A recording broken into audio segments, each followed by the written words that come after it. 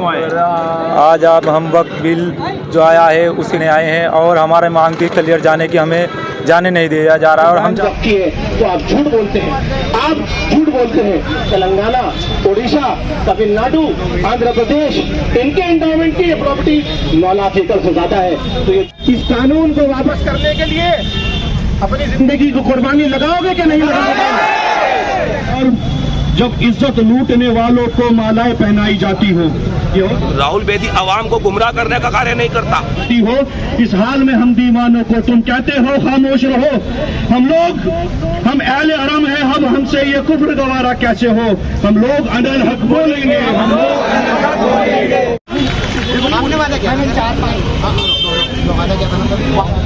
शराफत से क्लियर जाने दिया जाए और हमने क्लियर का ऐलान किया हुआ है। राहुल बेदी जिस चीज का ऐलान करता है वहां तक पहुंचकर रहता है।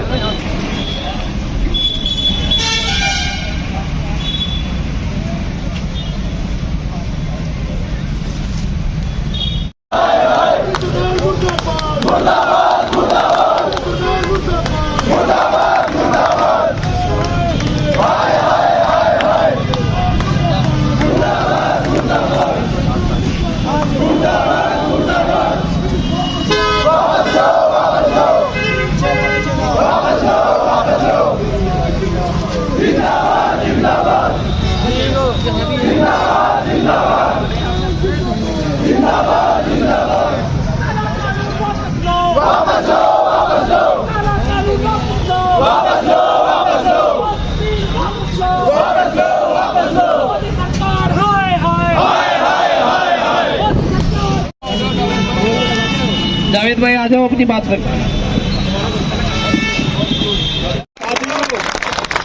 1947 में हमारा मुल्क आजाद हुआ तो मौलाना आजाद ने जामा मस्जिद दिल्ली की सीढ़ियों पर खड़ा होकर कहा है, मुसलमानों कहाँ जा रहे हो? ये मुल्क आपके बाबा उस्ताद का मुल्क है। इस मुल्क के अंदर आपके बाबा उस्ताद की कब्रें हैं। इस मुल्क के अंदर आपकी मस्जिदें हैं। इस मुल्क के अंदर आपकी बहुत सारी निशानियां हैं। आप इस मुल्क को छोड़कर कहाँ जा रहे हो? तब मुसलमानों ने मौलाना आजाद की बात पर लब्बैक किया और हमने अपने मुल्क के रूप में हिंदुस्तान को चुना। साथियों, उनको हड़प नहीं कर किया जा रहा है। तो कि आप बेशक कानून बना सकते हैं, लेकिन संविधान ने जो हमें अधिकार दिया है वो अधिकार हमको कहता है कि हम ऐसे कानून के खिलाफ अपनी आवाज को बुलंद करें।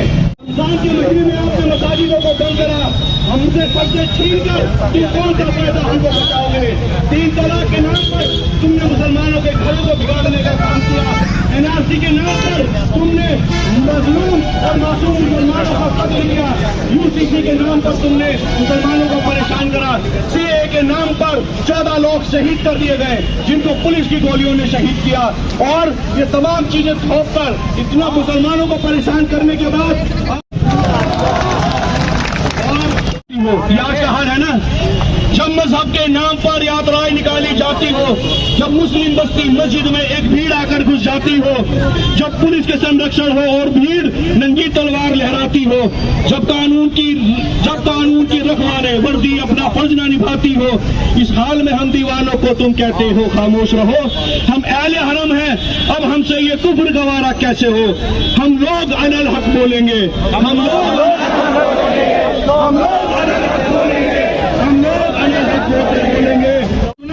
जब नजीब की अम्मी रोती हो और मीडिया ना दिखाती हो, जब गाय के नाम पर लिंचिंग हो और पब्लिक शोर मचाती हो, जब मस्जिद और जब इज्जत लूटने वालों को मालाएं पहनाई जाती हो, ये हो रहा है आज हिंदुस्तान में।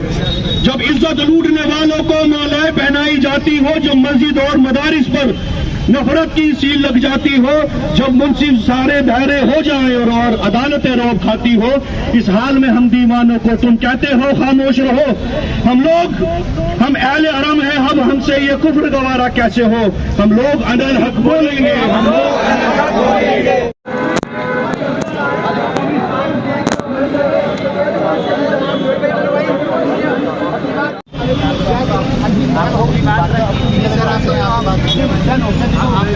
एक दो लोग आप चलो 4-5 लोग जो है नहीं सर, आपने वादा क्या? 4-5 वादा किया था ना कभी? वादा किया, मुझे अपना वादा है कि कभी याद है, मुझे ये भी मालूम होता कि मेरी साथ में रिकॉर्डिंग होती है।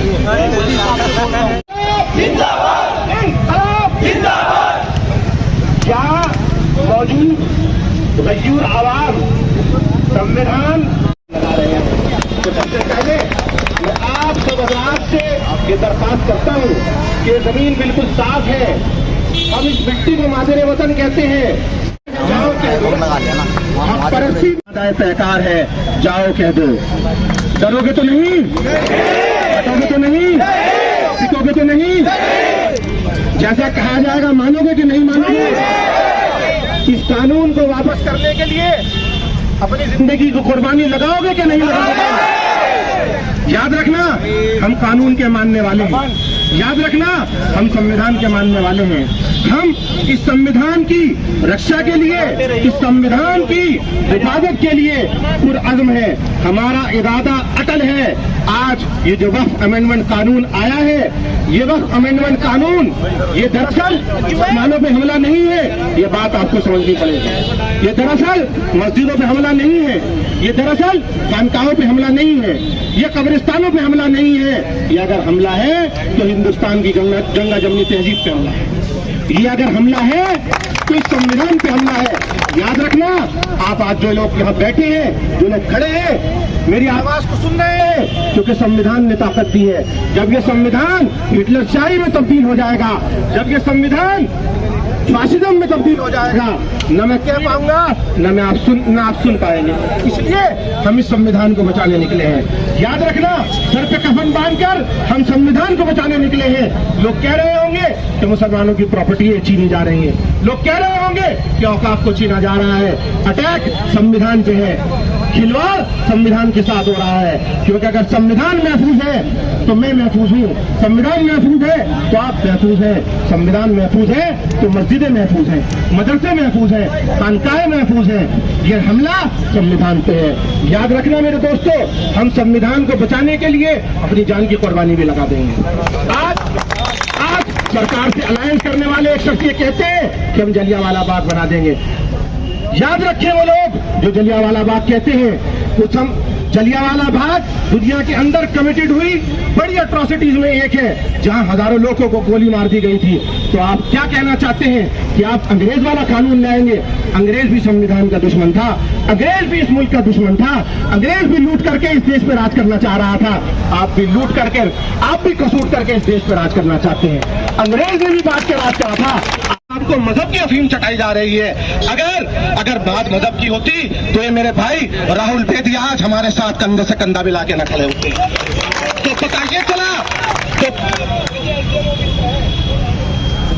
तो पता ये चला कि लड़ाई संवैधानिक थी। लड़ाई संवैधानिक है, लड़ाई हिंदू मुसलमान नहीं है। हमें इस लड़ाई को हिंदू मुसलमान नहीं बनाना है।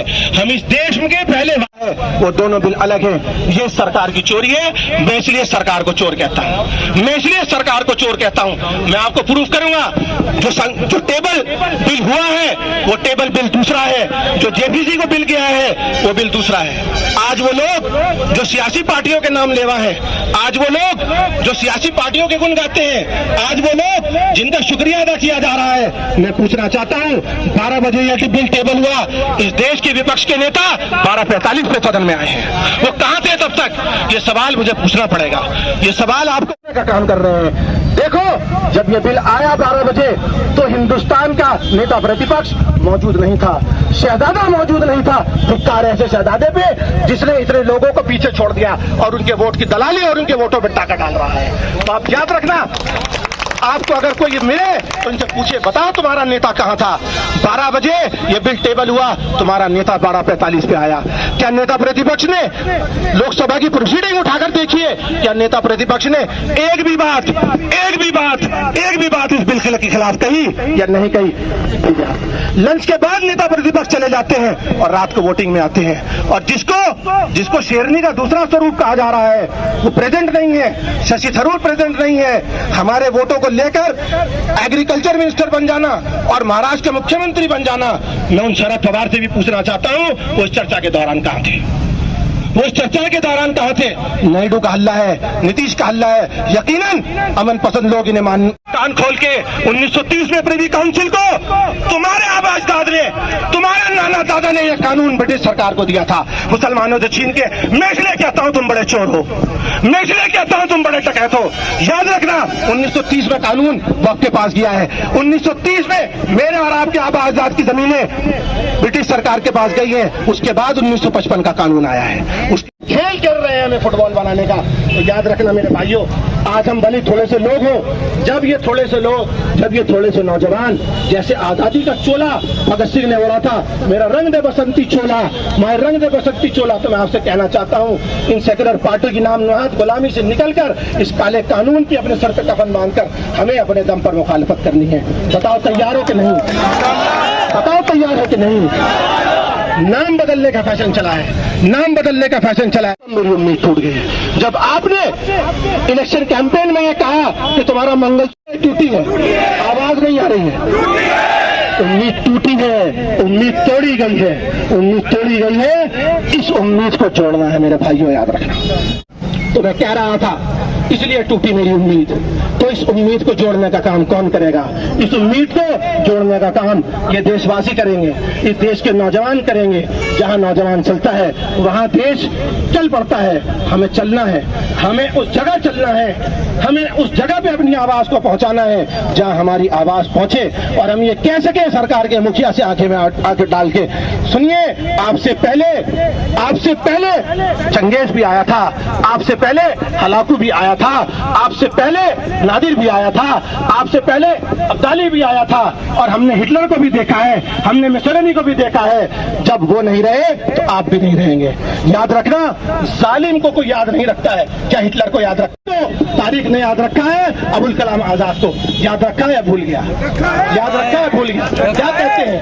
ये इनके आदर्श है, ये इनके आदर्श है। जिनका आप नाम लेते हैं वो आदर्श है या नहीं, ये मैं नहीं कह सकती है। तभी दुनिया के किसी कोने में ऐसा आपने नहीं देखा होगा कि आदमी मिट्टी को अपनी माँ कहे, लेकिन यहाँ के रहने वाले लोग मिट्टी को भी अपनी माँ कहते हैं। तो आज हम इस मिट्टी की कसम उठाते हैं, आज हम इस मिट्टी की कसम उठाते हैं, आज मादरे वतन हिंदुस्तान की कसम उठाते हैं, मादरे वतन हिंदुस्तान की कसम उठाते हैं। जब तक ये काला कानून वापस नहीं होगा तब तक हम ये लड़ाई लड़ते रहेंगे ना। हमारा जो प्रोग्राम था वो कलियर में था।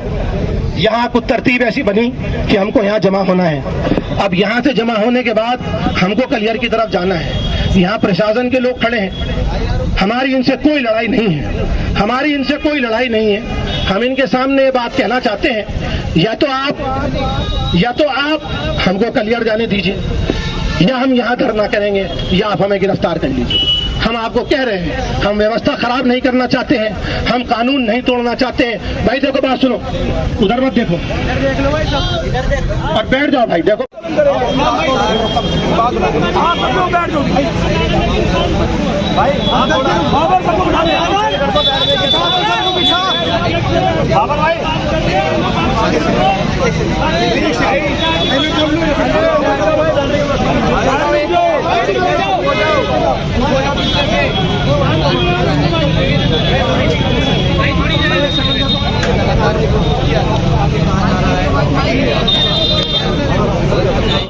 जेंटलमैन प्रॉमिस हमने कल भी हमारी कोर टीम से मशवरा कर लिया। मजिस्ट्रेट साहब भी आएंगे, जिला प्रशासन का नाप जोग में जाना तो मैंने कहा नहीं आओ, केवल पुलिस का नहीं, प्रशासन को अभी 5 मिनट का समय नहीं 5-7 मिनट। भाई रुड़किया स्टेडियम चौक पे आना पहले सभी को। बहुत सारे आदमी आए हुए, भारतीय किसान यूनियन राहुल बेदी वाले भी हैं, मुस्लिम सेवा संगठन के राष्ट्रीय अध्यक्ष देहरादून से आए हैं नईम कुरैशी जी, और सभी भाई रुड़किया स्टेडियम चौक पर आए। ये देखो जब खून देने को तैयार है, हम हमारा खून निकालो, हमारे पे चलाओ, लड़ चलाने हैं, हम खाने को तैयार है।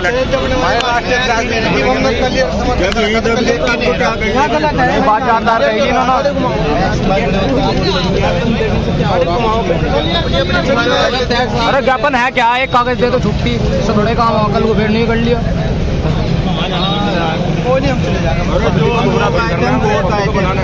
साथ लेकर चलना है भाई हमारी सारी टीम कलियर जाएगी और हमने क्लियर का ऐलान किया हुआ है। राहुल बेदी जिस चीज का ऐलान करता है वहां तक पहुंचकर रहता है। शासन प्रशासन को मैं आपके माइक के माध्यम से बताना चाहता हूं, या तो राहुल बेदी को शराफत से क्लियर जाने दिया जाए। राहुल बेदी की आवाम वहां इंतजार कर रही है। राहुल बेदी आवाम को गुमराह करने का कार्य नहीं करता। राहुल बेदी आवाम को लेकर संघर्ष करने का कार्य करता है। अगर व्हाइट कपड़े पहनने से, सफेद कपड़े पहनने से सभी नेता बन जाते तो हर कोई सफेद कपड़े पहन लेता। सब नेता बनने के लिए संघर्ष करना पड़ता है, आवाम की लड़ाई लड़नी पड़ती है। हम लोग संविधान को बचाने के लिए, देश को बचाने के लिए, हिंदू मुस्लिम भाईचारा एकता रखने के लिए सड़कों पर उतरे हैं।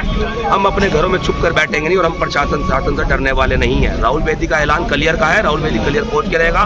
मैं शासन प्रशासन और इस सरकार को खुली चुनौती देता हूं, चाहे बेशक आप राहुल बेदी की गिरफ्तारी कर लो, राहुल बेदी डरने वाला नहीं है। राहुल बेदी सिर्फ नारे लगवाने वाला इंसान नहीं है। राहुल बेदी जो वादे करता है उस वादों को पूरा करता है। राहुल बेदी आवाम को लेकर संघर्ष करने का कार्य करता है।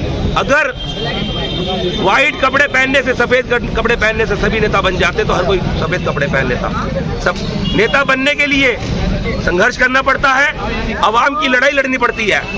हम लोग संविधान को बचाने के लिए, देश को बचाने के लिए, हिंदू मुस्लिम भाईचारा एकता रखने के लिए सड़कों पर उतरे हैं।